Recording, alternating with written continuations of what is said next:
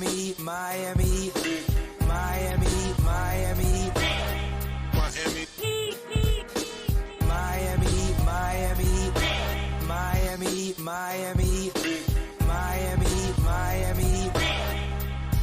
It feels like Miami. Welcome, hello, and happy weekend. The streak is over. We're winners again. Yay. Welcome to the Miami Heat post-game show. I'm your host today, Siobhan, here with my guy, Franky. Hello, Franky. How art thou? I am so much better. I thought Simone Fontecchio was going to cook us more than he should have. I mean, kind of did, but it settled down, so we're okay. How are you, Bon? I'm good. Super long work week. Glad it's over. And yeah, I'm glad we got a win today. Pablo behind the scenes. Say hello to the people. What's up, guys? Nope. No, you don't want to. Okay, that's fine. No Pablo's camera from Pablo. But Pablo's back there. Oh. What happened? No camera from Pablo today. He's not feeling good and has bad internet connection. But he's excited. Besides the parlay, his parlay didn't hit, of course. Pablo, seek help. It is okay. But you know whose connection was on for the night? Miami's. It was rough. It was shaky. There were some stretches where, it felt like it could go either way. Very typical Miami Heat game. But pulled it out in the end. Had some really, really, really nice standout moments and some really high-level play from a few guys. So let's go ahead and get into it, Franky. Jimmy started us off, right? Jimmy, aggressive, engaged Jimmy, active from the beginning. I think had the first seven of our first 11 points or something of the nature. And I don't know that faded throughout the rest of the game. Is it? Maybe so. But, you definitely felt him starting off. And while you want to, feel and know that Jimmy's there and is impactful for the entirety of the game, he got us off to a good start today. Absolutely. He set the tone for them, got them going inside 7 points in the first quarter, being aggressive, getting them easy looks inside, setting the tone for the matchups and the intensity on the night. And then he was able to take his foot off the gas the rest of the night as guys stepped up and took over the rest of the game. Yeah. For me personally, there was some fun schematic things Miami did. Some stuff that I don't want to see anymore. I don't have to see another Jimmy Bam double drag screen. Like I don't need to see another Jimmy Bam stag with Terry like as the ball handler. I don't need to see 6 people, 3 defenders, including all streaking and the weak side cut. Man, at the same time, right? Like you got 8 people just converging all at once. I don't need to see that anymore. But so again, like Detroit defense, but Detroit has decent size, at least in the interior, right? Jalen's, large and active. Wiseman's long, lanky, active. Beef Stew, Isaiah Stewart is, really stocky. And I thought, while he got into some foul trouble, and we can talk about that a little bit, kind of how in times that happened. Nikola, another start for him, another strong, at least rebounding game, and just another game where you feel, kind of his presence and where he is able to impact things just kind of by his presence. There was a possession, I tweeted it, where there was some action happening and you had Nikola fighting with Isaiah Stewart on the left block, but he was fighting well and was holding his own in a good solid 3 quarters, didn't allow the entry or didn't even dissuaded the thought of throwing the entry. You could see it was thought about, but he moved away. And then Bam is able to be kind of on the left elbow and be impactful, with some on-ball activity. And, we don't have to spend, a bunch of time on Nikola, but I just, kind of moving through the progression of the game a little bit. I just, his first quarter, I think he had 5 rebounds and just, on the board, pushing and being, again, just being present, being long and athletic,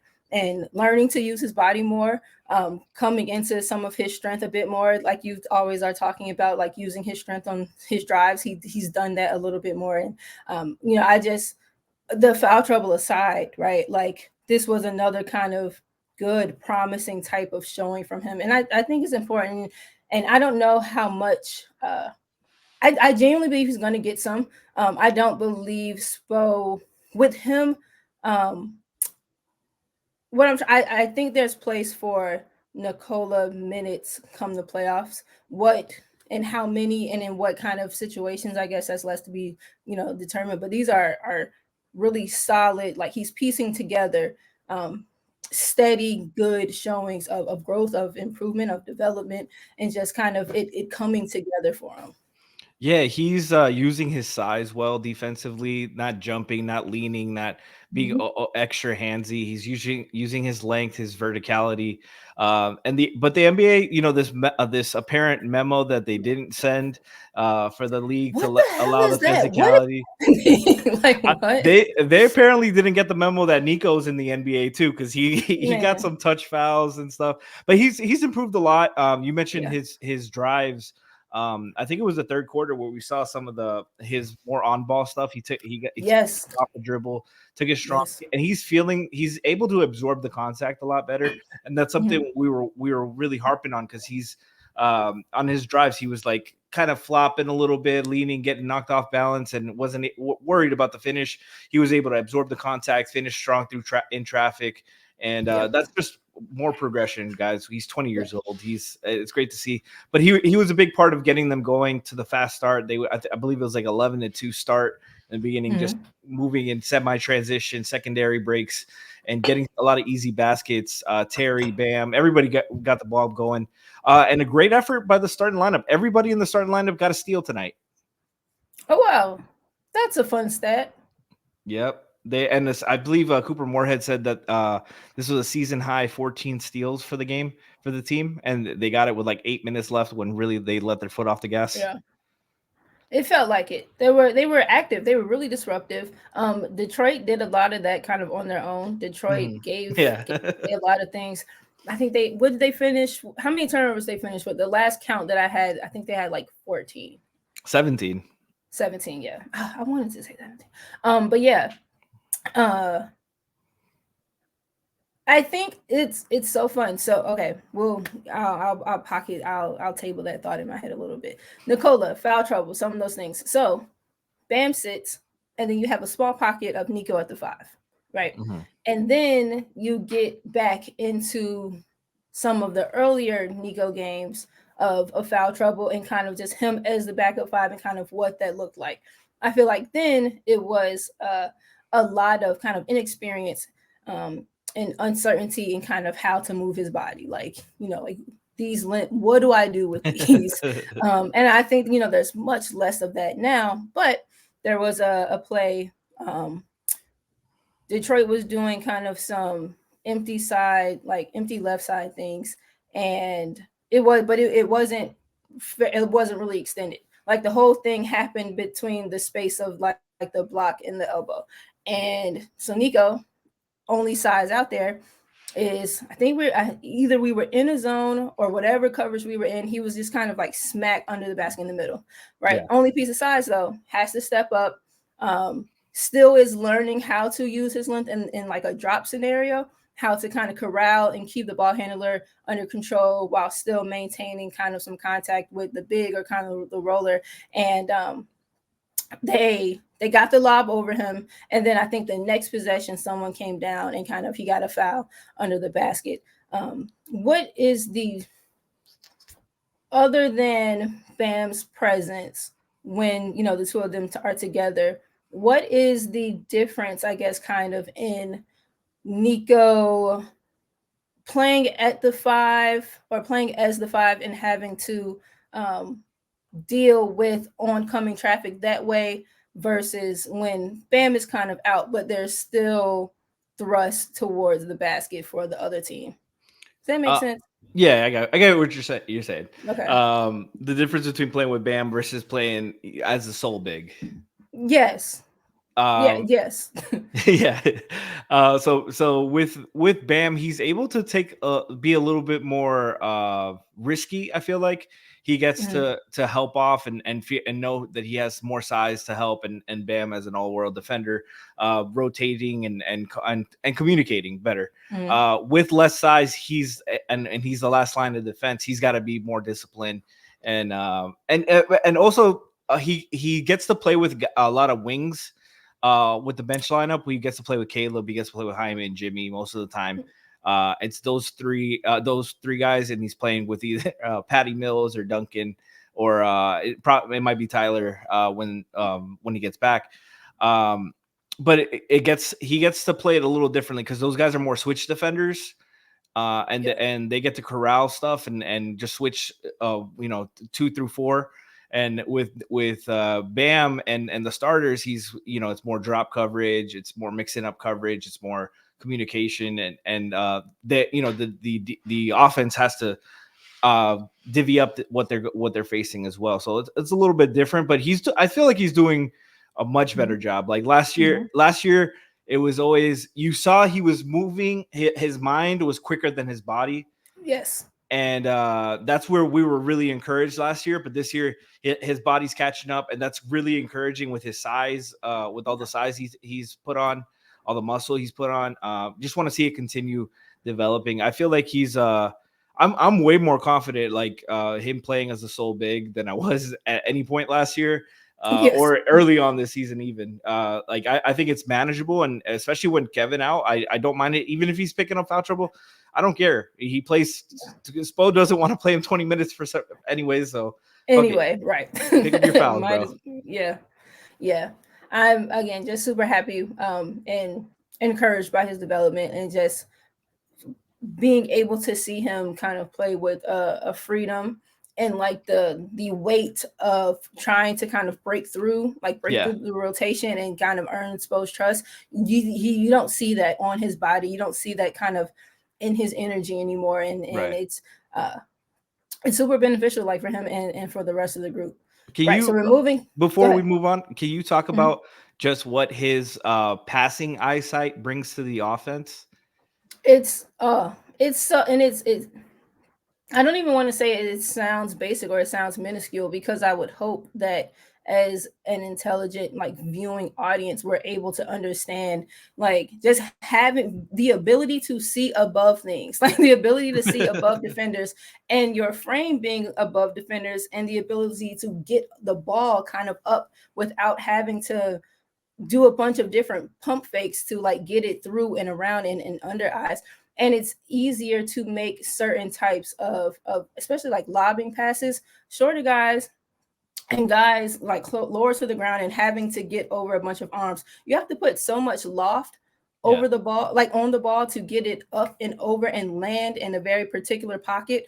It requires kind of so much touch. Being able to just get it up and give a touch overhead pass and kind of a targeted overhead pass where the trajectory of the ball is going to go down because it's starting elevated. You give it some touch, it's going to kind of land better. Passing it from here, you have to get it up over, and like it's a lot. And again, he just has such great vision and such a great feel, and he processes defenses kind of like really quickly and like really well. So just being able to see above and maneuver above with ease, and you can make quicker passes, you can make quicker decisions, you can put more energy on the ball and kind of get it popping a lot easier. It's night and day having a more elevated sideline, and especially from a big to big passing type of standpoint. And then him having Bam in the high post while Jimmy's trying to post up and Nico's trying to throw that pass. It doesn't let, most of the time, Jimmy's doesn't have to high point it. He gets to catch it in rhythm and get to go quick. He gets to catch 2 feet and go and have the baseline to use. A lot of times when the guards are throwing that entry to Jimmy, he's catching it right on the baseline, and he's got to, and the double's already there, so he's got to just give it up, and all the time spent inbound post entry is wasted. Yep. Yeah, it's these are all like such small things, but like over the course of of 48 minutes. Like they play a very kind of culminating type of way into a game. Okay, so moving through. So first quarter, second quarter. Idris Adebayo is here. Hello, Yes. Bam. I think he had 1 field goal attempt in the first quarter. Right. 16 points in the second quarter, like fully night and day. What I loved about today was, and I don't care what anyone says, I don't care what you think Bam is. Bam knows what Bam is, and Bam knows what he isn't or doesn't like to be called, but understands that he's good at playing it, plays it well, has certain advantages or has certain attributes to his advantage. Today, they moved Bam away from the basket, but with like an attacking type of focus still in mind. So you had Bam at the top of the key, yes, still looking to survey and make his typical type of passes, but you had Bam now with the space to kind of attack off the dribble. People get so upset with him taking so many of the mid-range, and I understand, especially given, that his efficiency has fallen off as much as it has.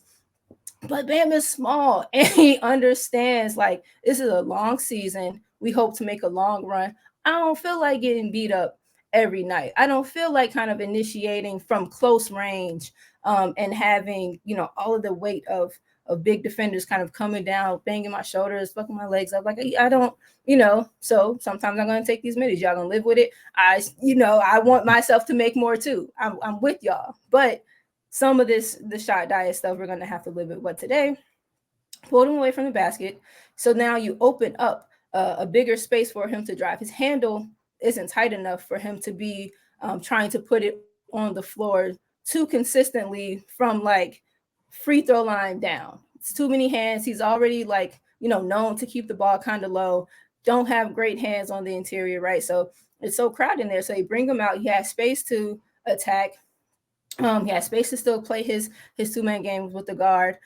And it just you felt him feel so much more loose than he has been, or that he has looked, here lately. And he took the three, second game in a row. We get a made top three, top of the key. Kind of before I go on about what else kind of bringing him out does. How did you feel about the way that Bam was moved around the floor today? Did it seem particularly different at all? Did it just feel like he was operating in spaces we typically see him in, but he just did it better? Or did it feel to you like there was a marked difference in the way that Spo was kind of trying to move him around, but still have kind of like a purpose in his movements? First off, I want to get to the you talked about the one shot in the first quarter that Bam took. I found the tweet that you said a pushing flip shot from the elbow. Bam, not serious at all. Bro, that pissed me off so bad. Someone hit him with like a great pocket pass, and he just got the one hand shot put from the fucking elbow. I'm like, I wasn't too mad because it was in rhythm. Like, it wasn't like he hesitated. He just he went in one motion, so I wasn't too upset. But I got what you were saying from that. But yeah, no, I had been meaning to talk to you about this. I'm glad we got to do it on our show. But I was wondering at what point they go to more 4 high instead of 4 low, because the spacing whenever they got Bam was in the dunker spot on the drives, and Jimmy often was posting up from the other block, and there's always a guy in the weak side corner. So even if Bam gets it, there's an extra guy who can just cheat off, double hard, and attack his hands, like super quick convergence. Exactly. And it's never like the passing isn't quick enough, and there's usually a low pass or a bobble, and it's not a quick, clean exchange that helps Bam get take advantage of it. So I was waiting for them to see the 4 out high to help the spacing a little bit and help take advantage of Bam's passing from the high post and the elbow. We saw some of that. Obviously, trailer 3 again was big. I hope he keeps doing that every game. Obviously, it'd be great for him to make one every game. It's not going to happen, but just taking it. I like the aggressiveness, taking it. And there was a possession later on that he pump faked from the 3-point line on the weak side corner, and Jalen reacted like bit a little bit. That's why. Pause right here. People talk so much about people not being shooters, and you got to make more than a couple for people to respect you. I don't think people realize how kind of overreactive a lot of NBA players can be. It don't take you making like 5 consecutively to get a guy to react. Step into a confident one, knock down a confident one, and even just a little, like even just a little bit of raising up off of the toes from a defender can kind of open some stuff up for you. Absolutely. And it was just more picking his pockets. He had the trailer 3. He had the put back to get himself going. Got to the line a couple of times. Still struggling at the line, but with his aggressiveness, I don't care. I don't care. 10 of 14, really efficient night from him. Attacking the gaps from the top of the key, like you said. And just not doing too much. I don't need the isolations from Bam. I need 1-2 dribbles at most. I need ball movement. If you don't got the advantage, move it, and just quicker decisions. And tonight was what we wanted. I think we want to bring in our special guest, right? Pablo. Wake up, bro. Listen, what has happened to this show? What has happened to Heat Beat? Who is this Pablo character? I've been backstage for like 10 minutes, like waiting to rant. Like I've lost all my momentum. I don't even care anymore. This Pablo. What Pablo? Where is he? Show your face, Pablo. I've been sitting back there like a jackass. His camera's not on today. Did you know that Pablo was recommended by Rohan? Oh, well, there you go. There you go. Howard. My Wi-Fi has been so shit. I've been in and out the whole stream, bro. Whatever with the fucking excuses. Then the second coming My of fucking bad. Kenny over here with bad Wi-Fi. Oh, man. Anyway, what are you guys talking about? I hear high, low, 4 up, 1 up. Lou said you were getting iced out like Bam in the first. Yeah, listen, iced out. Bam, go get the goddamn ball. Enough with this shit. That's what we were talking about. We were talking about Bam. How did you feel about Bam today? Listen, honestly, if Bam didn't show up, I was gonna call him. I was gonna call Duran, whatever, however you say his name. Duran. That was his daddy, because like this is gonna be the second time in a row the dude just beasted Bam. It's just like younger. It felt like I was watching like younger, stronger Bam, and I'm like, bro, you can't get sunned by the fucking Pistons center 2 games in a row. All right, like, bro, like, come on, have some pride, D-boy. Okay, like it was getting a little bit embarrassing, but no, he came like he was great in that second half. Like I really thought he showed up big. Like listen, it's the Pistons, but the Pistons have been hot lately, and honestly, the Heat right now ain't nobody, just the Pistons. Yeah. Okay, like. It ain't just the Pistons. It ain't just the Wizards, motherfucker. The Heat are just the Heat right now. So anytime they show up, anytime one of these guys shows up, it's big. So yeah, I was really happy with Bam's performance tonight. Listen, man, I called out Spo on Twitter. I did it. I said your headline. I was cracking up when I saw it. Spo spelled backward is ops. That is not my opinion. That's just a fact, okay?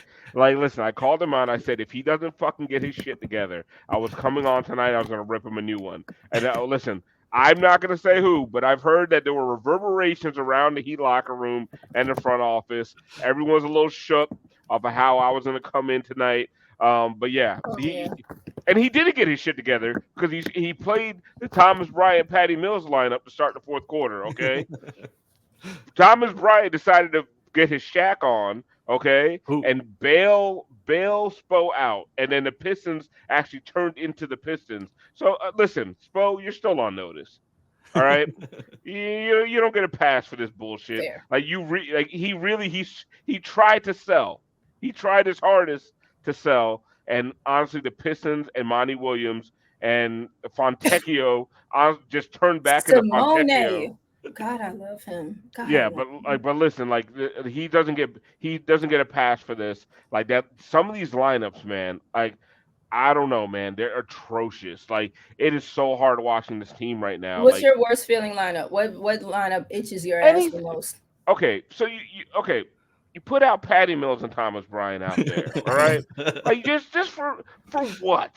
Like for fucking what? Like why is that something that someone thinks is a good idea? Like you can't, if you polled NBA Twitter and said, is Thomas Bryant and Patty Mills to start the fourth quarter during a very important stretch run to get into the playoffs. Is that a good idea? It would be 100% to 0. But somehow the best coach in the league decides that it's a good idea. So that's terrible. Then you surround them. With Caleb. You got Caleb, Jaime, and Jimmy. So everybody's like 6'5" and under, right? And then you got tiny ass Patty Mills, and you have Thomas Bryant, who's like 6'7.5", but plays like he's 6'4", right? So you have like the smallest, unathletic, bad shooting lineup. Like because Patty Mills is a shooter only against the Heat. All right, like no, stop it. This was his first bad shooting game since he's been with whatever. us. Honestly, I don't care when he makes a three. It doesn't count. Patty Mills' points don't count. They're like useless because if he hits a three, he gives up 6 on the other end. What? All right. How many times? Actually, this isn't the bat. He's only had one good shooting night with the Heat. The first night. And everybody got fooled. Yeah, he went 1 for 4 against the Wizards, and he hasn't hit a three. He didn't hit a 3 against Denver or Detroit. I thought we signed him to put him on the bench so he can't hurt us anymore. The same thing we should do to TJ McConnell, by the way. All right? Just sign these fuckers and keep him, and Fontecchio. Keep him on the bench. Actually, Fontecchio could play for us. Yeah, he could definitely play. But no, like this Patty Mills thing, all right, he's trash. He's trash. He's been trash for like a good like season and a half. Like everybody knows he's trash, but we decided to play him at the beginning of fourth quarters because DeLon Wright did nothing Sweet, but play innocent. Sweet, innocent, beautiful DeLon Wright did nothing but play lockdown fucking defense, hit some threes, and just like move the ball. Like he just did nothing but play good basketball, and he has been punished by sitting behind Patty Mills. Well. So we go small, we go unathletic, we go slow. Like I don't know how that makes it. We can't. The lineup can't shoot because nobody's like. I know Jimmy Butler's like above 50%. I know Caleb Martin's has had a pretty good shooting season, but nobody respects him from 3. So there's no spacing there. Nobody's afraid of fucking Patty Mills. And if motherfucking Thomas Bryant, listen. Take him in. Right? Take him in, Pablo. You look at me in my fucking eyes, dog. If you shoot another fucking 3, it's a wrap for you, son. It's a wrap. You going on my Deadman, fucking Cody Zeller shit list, okay? With the rest of the fucking. Was good for trail 3, like every 2 games. I'm not talking about the shooting. I'm just talking about the shit list, okay? The trash backup big shit list, okay? Gotcha. All right, because I still like Orlando Robinson more than I like you. Very much so. I like Nico more than him too. Yeah. What? Don't get me started. Go ahead. Why doesn't Nico see the game, see the floor? Not today. Today was. Why is he getting the Myers Leonard treatment? He starts and never comes back in the game. I think someone asked me on Twitter, like, why does Spo do that to him? I think some of that is Spo trying to keep it in respectable chunks for him so that he doesn't have too much space to like get outside of himself and like. I don't know, kind of fall off the rails. That's the only thing that would make sense to me. Why are we overthinking this? Because Jovic off the rails is still better than Thomas Bryant on the fucking rails. I agree. Like runaway Jovic is like bright line killing motherfuckers. Jovic is still better than fucking Metro Rail Thomas Bryant. Oh my god! Did somebody clip that? That was a bar. Bright line Jovic is better than get there intern or Tri-Rail. Is it Tri-Rail or Metro Rail? I have no idea. Alf, did you feel any particular difference about Bam's shot diet today, or like where he got good actions from on the floor today versus it wasn't it wasn't a lot of jumpers. Like and the jumpers I can't even remember. Like okay, listen, the full disclosure. My flight was an hour delayed, so you're getting Alf at an airport for an extra hour today. Oh shit! Like I just walked into my hotel room. Like there was a lot of old fashions at the airport. I stopped at the bar downstairs and got another drink. On the plane I had at least 3 whiskeys and ginger ale. So listen, beautiful. Toast to you. So listen, I don't remember the game as much as I probably should have. But awesome. I did not feel like any of Bam's shots were like outside of himself, right? Except like that, I know the one you guys were talking about, like that flip up weird shit he That did. Yeah, the fucking first push shot. shot. That Yeah. Yeah, that the first shot. He did a couple of those, hated but that. like it wasn't like just like bad step back, Yes. 12-foot, 14-foot jump shots. Which I still want him to take to keep the defense Yes. honest, but you don't have to take it when they're giving you everything else. But That's they my don't tip problem. it. See, and this is where we were having the discussion. What looks like everything else, people want Bam to do all of this driving stuff, but they were starting him typically like in the paint or no higher than kind of like the free throw line. Today he started much higher out, and so all of the driving that people want him to do, he had space to actually do that. He don't have a tight enough handle to be trying to drive and operate from like the second Right. hash down. What, Frankie? But the thing is, the difference between today and those games is that he wasn't in isolation going against 1-on-5 trying to do Yes. that. He was Yep. going catch it, go, real quick move, hook shot. He was attacking too. He wasn't settling. And Yes. they didn't double him. So Right. here's That's the what I was. other thing. Yep. Go ahead. But the problem is lately Bam has been getting doubled and he's not Yes. reacting very well to it. Yes. Okay, and listen, That's what I was going to bring and up. he's also not. This is new to him, right? Yeah.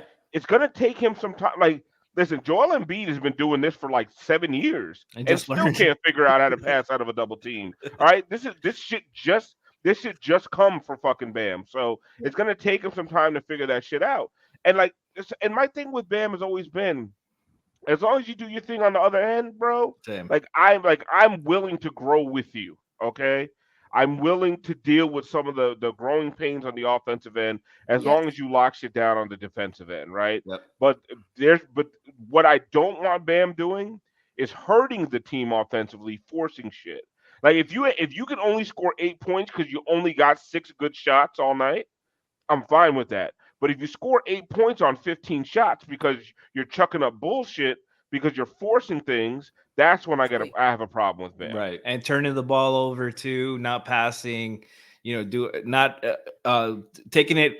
possessions away from your teammates when you're not fucking putting pressure on the team. That offense in the first half of the season, garbage. I don't care if he was averaging 20 a game. It wasn't good process, and it was never going to be sustainable for a good offense. And why are we talking? Go ahead. Sorry. Okay. Well, so the doubling thing too, right? So we were talking about playing Bam in a proper force spacing today. But starting him kind of higher up but still with like an initiation type mindset, you can't double him. Right. So they're playing him off of the extended block. They're playing him typically in the space between like the right lane line and the beginning of the right arc. You can double him from there, and he's not good operating out of there. Just kind of off of the geometry of the floor. It's tough to see. We don't know whether or not we want to cut, not cut, stay spaced out. That's a tough pass to get out of there. Him starting at the very height of the arc, you can't double him. You can. What are you going to send the double from Duncan, who's right next to him? You're not doing that. You're going to send it from Jimmy or Caleb, who's also. I dare you. I dare you, right? You're going to send it from Jimmy or Caleb, who's right next to him, and then just give them that 45-degree angle to the basket. You're not doing that. So I wonder if we see more of just like Bam and his aggressiveness, but from in front of the basket, from the middle, the high key kind of in the middle. Yeah. What was also fun for me today, because it's been kind of developing over the course since like late last season, is on ball Caleb. Wait, can I go one last thing about Bam? Go ahead. Biggest thing in a stat line, 22 points, 10 to 14 shooting, 9 rebounds, 2 assists, 2 steals, 3 blocks, 0 turnovers, and did not play in the fourth quarter. He got the rest. That's huge. No, that's okay. Huge. Before we, but see, Alf wanted to. I saw your tweet. We're right back to not being able to sit Bam. Go ahead. It was very Detroit. Listen, okay. Let's not get carried away with Thomas Bryant here. Okay, motherfucker got lucky. Okay. What were you about to say, though? No, but Paul in the chat, and I need to address this. He's saying, "Am I tripping, or did Alf's hairline come back like Jordan wearing 45?" Oh, I was never going bald. I just like, shaved my head low. I just shaved it. Like I was just. It's also the camera angle too. I had a light Caesar. Like, what's wrong with y'all? Like Light everyone acting season. like, or I had a little light seizure. This is like people have literally asked me, did I go to Turkey and get the hair transplant? I'm I have hollering. You always got had Bosley? hair. Yeah, did I go to Bosley? Am I in the hair club for men? I'm not only the Heat Twitter president, I'm also a client. Um, but listen, okay, no, I Hey, want you to get into hey, Caleb president. because he annoys me. Oh man. No, go Caleb ahead. annoys you? Okay. He does. So It's something that's too that's cool for school shit. Like listen, light skinned that's it. motherfucker, Okay. just play the goddamn game, okay? So at the end of last season, they were like playing with the idea of having Caleb like initiate the offense from like high up, but they weren't doing it with any type of like intentionality. There was no set. And I didn't feel Caleb felt comfortable trying to navigate pick and roll shit. Yeah. Now, Caleb, today you see him still doing his like ripping drives off the baseline, still attacking from like the opposite 45-degree angle, still, doing all of those like catch and rip types of things. But over the last like couple of games now, there have been deliberate putting Caleb in pick and roll situations, and his awareness, kind of his reading of those situations has grown. I have wanted to see what intermediate Caleb looks like. The hitch is still, that hitch on that goddamn jump shot is still there. He's making them though, so like I don't give a fuck. Like He's whatever. shooting 40% from three. I'm fine. I'm shocked. I'm shocked every time I see that. I am too. Every time it goes in, I it's like I expect it to go in, and I'm still surprised. Alf is shaking his head. I don't have no faith in his shot, Jimmy's shot. Like to me, I don't care how many they make. Oh, I have faith I in Jimmy's. I don't believe in none of them. Like first of all, there's no arc to either of their shots. Yeah. Like Yes, I need like Caleb's is worse. it's just That line shit. drive That shit's bullshit. hovering. My problem with Caleb, I okay. ain't got no arc on his shot either. I need him No, to get that mixed up I'm too. telling you, half the time we're like, oh, we only have three pointers through three quarters. I'm like, of course we do. Like if it ain't right now, I mean, without Kevin Love and Tyler Hero, if it ain't Jovic or Duncan shooting it, I have no faith, none. None. And I'm Terry not there, Rozier, but I feel you. Terry Rozier, my God, bro, Yeah. my God, like don't get. I'm not Whatever. gonna. Just the Terry shooting Terry's part. getting Just to the the shooting basket. part. Just the shooter I part. like Let's keep it in I context. like Terry, but like I don't like. Why does he always look out of control?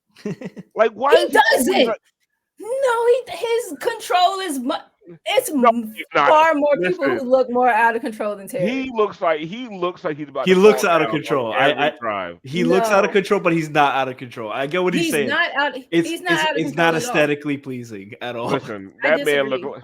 that man looked I like one of those disagree. fucking inflatable fucking things every time he But drives. them one-handed layups do stress me out. You shooting a layup with one hand, the ball just kind of But resting in your sometimes I don't palm even know with no control. why is he doing it. Like You know- sometimes, like you remember playing like pickup ball back in the day, and there was that one dude that no matter how easy the layup was, he still did this shit. Yeah. Like he Sure. still did some old fucking Sure. and one mixtape shit. I have never seen Terry Rozier shoot a regular layup.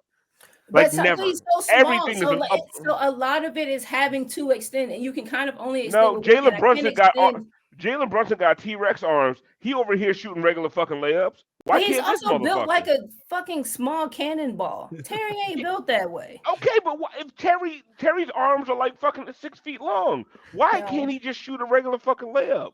I'm telling you, like, listen, I'm not bagging on Terry. He annoys me every once in a while, and he always looks out of control. But he's been fine. Like he's been Caleb, fine. Caleb, sometimes Caleb is too cool for school, and I don't like it. Like Caleb's mannerisms on the floor are the mannerisms of a much better player, and it annoys the fuck out of me. And every once in a while, that shit bites him in the ass. Like I forget who it was coming down. It wasn't even a fast break. It was just like it was after a made shot, and Caleb's like gets in the defense, like swaggering his shoulder a little bit, and the motherfucker just blows right past him. And like for a layup, it was like, Caleb, what are you doing, bro? Like you're not that nice. Like you're not that nice yet. Like like calm down. And honestly, and like as a light skinned dude, I understand it. Like listen, we're pretty boys, and we're lackadaisical. We were a little bit too suave sometimes. Like he needs to get that shit out of his system. Okay, get that shit out your system, Caleb. Play like he plays really hard sometimes, and then takes like 2 possessions off.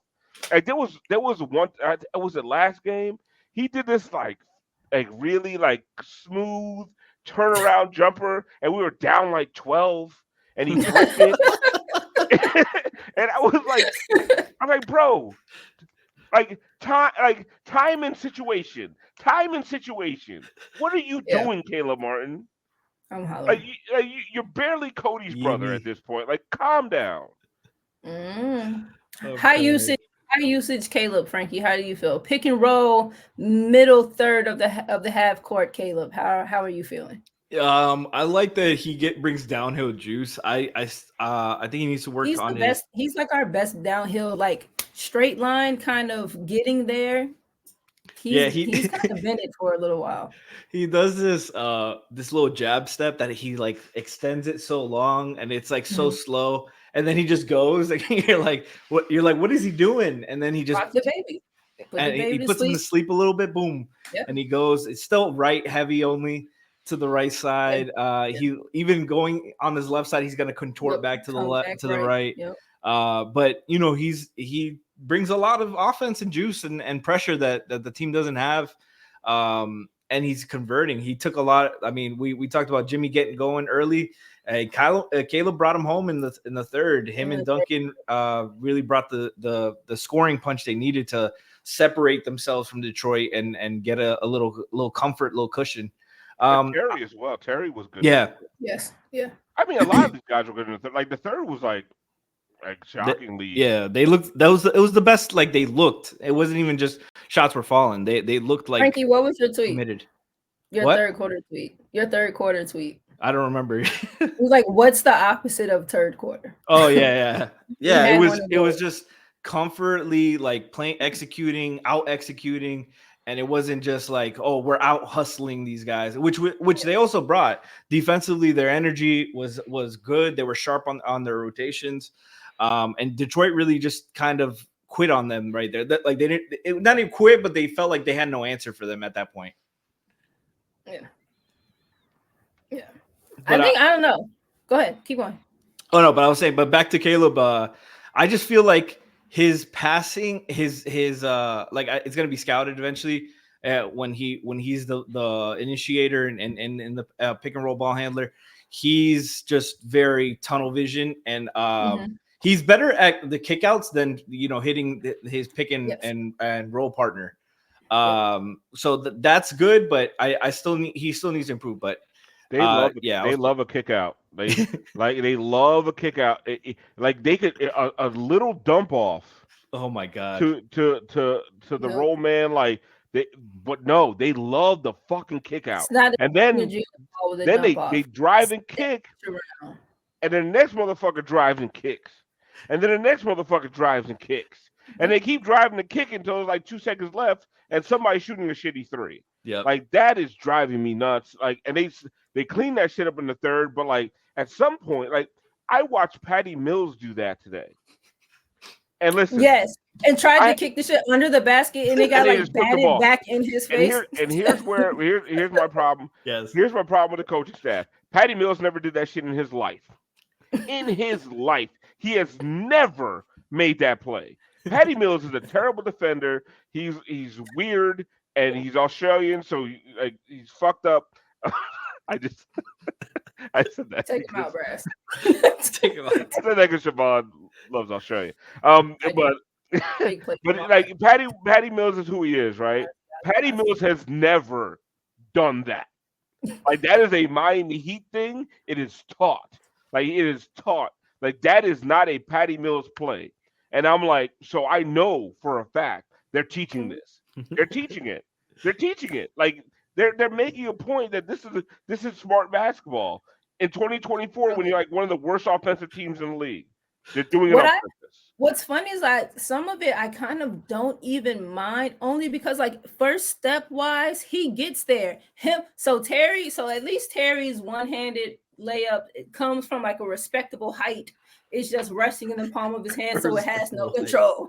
Fucking Patty will get like a great first step, and it'll be scooping the ball from like here with one hand. He had like 3 layups. Patty should Stress never me out. drive. Patty should never shoot around the rim. Okay. Okay. Patty should just be there for like, I you wasn't need a there. 3 with 2 seconds left is the only time Patty Mills should play anymore. Like, let's This stop. Like, what did DeLon Wright do wrong? No, that's fair. DeLon Like, wrong. they don't have to. Oh man. No, but like literally, like, tell me, what did DeLon Wright do wrong? Literally, like, he came off his best performance, and even before Patty came back, like Patty joined the team, he was just getting DMPs, coaches' decisions. Like, Why? I don't Josh understand Richardson played. Like, Josh Now that is the Richardson. question. That DeLon Wright was just out. Like, DeLon Wright and Caleb Martin at the top of the fucking key, like, disrupting shit was so beautiful. Like, and I've been watching Caleb turn into a fucking turnstile all year, but somehow next to DeLon Wright, they were working in tandem beautifully. Like, they were so disruptive, and it was so beautiful to see. And then you had this like good juxtaposition with Terry's offensive game and DeLon's defensive game. DeLon could still hit a open, like, if he's open in the corner about the break. above the break, he'll hit that 3. At least he'll take it with confidence, and it looks good. Like, I don't understand what happened. Like, what did what did the corpse of Patty Mills come in here? Like, was he promised minutes? Like I don't get it. I just don't understand. And Highsmith was getting minutes over him too. And I like Highsmith, but hasn't been playing confidently enough offensively. And for what Because he started getting the most minuscule, inconsequential minutes. He did. But DeLon has been playing well. Contributing minutes to like Haywood got like the scrub 430 today. Don't play my man. Here's the thing is when and I like Haywood a lot. Like, I really want Haywood to play more, but whose minutes are you taking to give Haywood more minutes, right? So like that's where like I'm okay with Haywood not getting minutes, because I'm like, okay, it makes sense, because you got Caleb, you got Jovic, Caleb, and Jaime in front of him, right? And Caleb and Jaime are averaging like 30 minutes a game lately. Yeah, and they're like, you want, like, I feel like those guys are like the kind of guys that can go two ways in the playoffs and give you some really, really strong games, right? So it makes sense to me. What I don't understand is, why is anybody playing in front of DeLon Wright? Like, you can't make that argument to me. Like, if Caleb was the backup 1 for some reason, and Haywood was getting the backup 4 minutes, I can get it. Like, to me, there's like, at this point, like, there's no reason for Patty Mills. Yeah. And honestly, there's barely a fucking reason for Thomas Bryant. Like, why isn't Jovic playing more backup 5? Like, he's 12 years old. A little bit. He is 12 years old, but he's still getting his backup 5 fouling sea legs with him.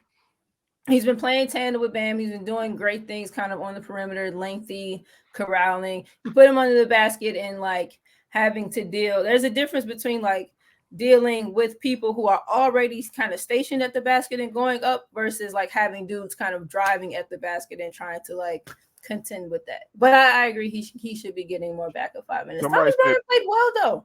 Thomas Bryant has been playing. He's been active at the screen. He's been active at the level of the screen. He's been getting back, hustling back from the screen into his roller.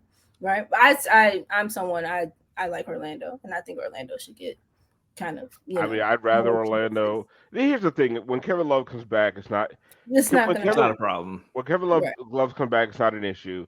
My bigger problem is the Patty Mills stuff, and maybe Spo's just trying to figure it out, right? Like Spo's just trying, like, listen, I got this motherfucker.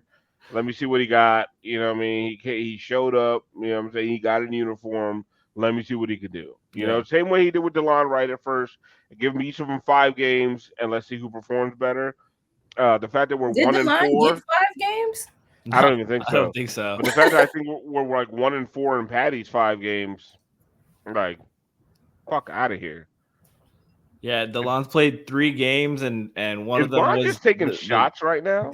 The Denver game of scotch, yes. Listen, what other, like, honestly, what is it? Just Miami Heat or is it my fault? Like, what other post game show is doing? What happens? Oh, Like fair. it's like what are the post game? What are the teams post game shows are just full of people just drinking alcohol? Like I Worldwide just Wob probably. But we no do it the best. worldwide wob. He probably drink. I agree though. That man just posts clips of that he just There recorded we from go. his phone. Okay, And it's so just let's give a background. Instigate. I pointed out we're that about to get out of worldwide here. wob. What's his name? Rob what? Rob something? Wob. Wob, I don't know. Wob, Worldwide Wob. is it He Rob probably Perez? follows you. If you're on Twitter, he Ain't it like follows If you. you're Rob on Twitter, Perez? he follows you because that's what he does. Rob Perez. Somebody says Alf Perez. Detroit post game shows they are passed out drunk. Okay, dope. Believe I it. would be too if I was doing a Detroit post game show. Shit, I'd be on heavy drugs. But Worldwide Wob is like a very popular account on Twitter because he follows a million. He literally follows like 1.1 million people, which is amazing. Like I hats off to you either by finding the bot that follows anybody who follows you or actually physically doing it yourself. But Worldwide Absolutely. Wob posts clips every night of like NBA games, and he does it by recording the game, his TV on his phone. And like, how in 2024 is this what we do? Like He has 1.1 million followers and follows 1.2 million.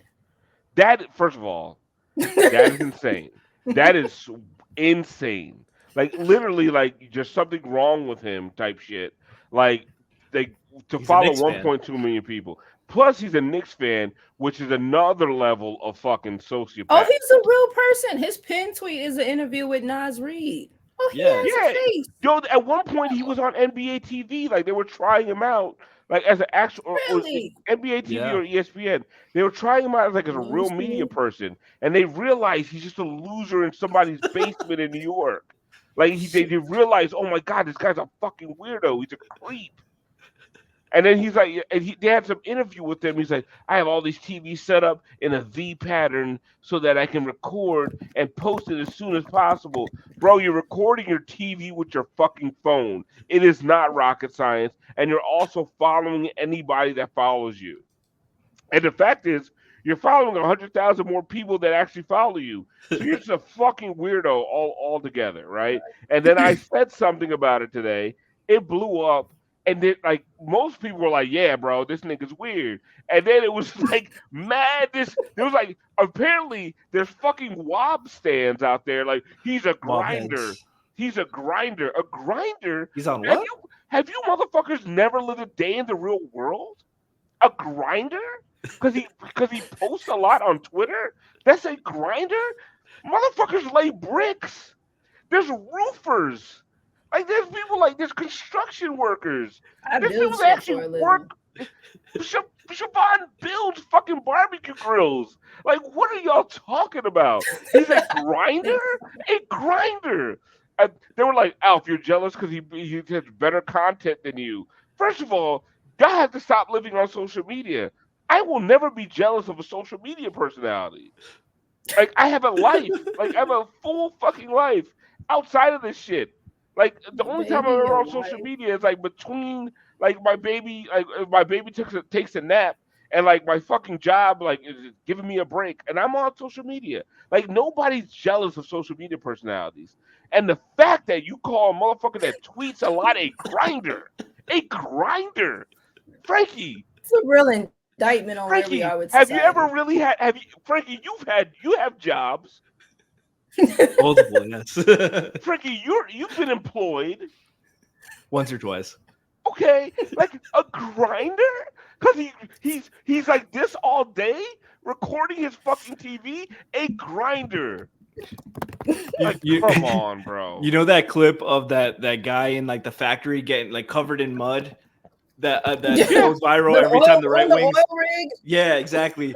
And that's what these guys are picturing he's doing with covered in mud recording the fucking screens. And somebody's like, "Oh, he gets the clips up before the NBA accounts can." Of course he does, because he's using his fucking phone to record Right. a TV. Like what? Like, why is it like? What is this?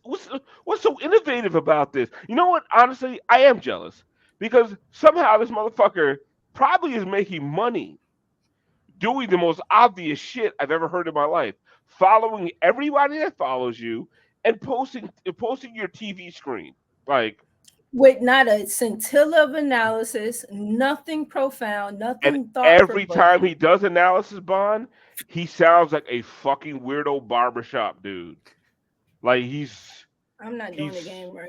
He had he's in 2022 when the Heat were the 1 seed, he had the Hawks beating the Heat in the first round. yeah, that's his analysis. That Trae Young is the best player in the series. Yeah. That's What his is that? analysis. The hell is that? He's a fucking weirdo. He's a creep. Fucking loser. In his he's in honestly, I'm telling you, like I've seen like him like interviewed on TV or like when he does his like Knicks rants. And like first of all, like bro, you gotta be making money with that many followers. Like He's got the check mark. he's got the check mark. And he's like jerseys on his wall with fucking push pins. Like, he's a fuck, and it looks like he's in a basement. It's like wood panel walls. Like, it looks like the poorest shit I've ever seen. And like, Oh man. and he's just, and it's like, oh, this fucking genius, worldwide wob, fucking loser, Alf, do you hate Wob or the Thomas Bryant, Patty Mills lineups more? wob. Saying something. Well, this has been another edition.